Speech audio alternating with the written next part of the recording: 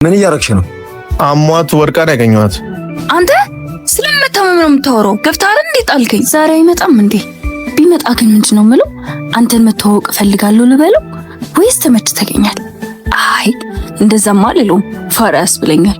ብቻ ይምጣ እንጂ ፊት ለፊቱ ድፍት ብዬ የሚያደርገውን ማየት ነው።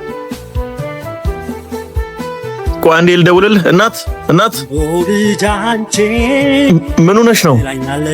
ደሜ ወርዶ መሰለኝ። ቆይ ውሃ ላምጣልሽ። እውይ የኔ አባት፣ እኔ ልደንግጥል። እኔን በማየቷ ደስ ብሏ አሁን ከንፈሩን ግጥም አድርጌ ልሳመው ምን ይመጣል?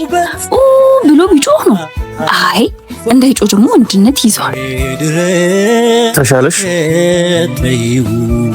ቢኑ በጣም ወድጃለሁ። አውቃለሁ፣ ተግባርሽ ያስታውቃል። እውይ እናት አንቺ ወይ አቤት፣ ምን አልከኝ?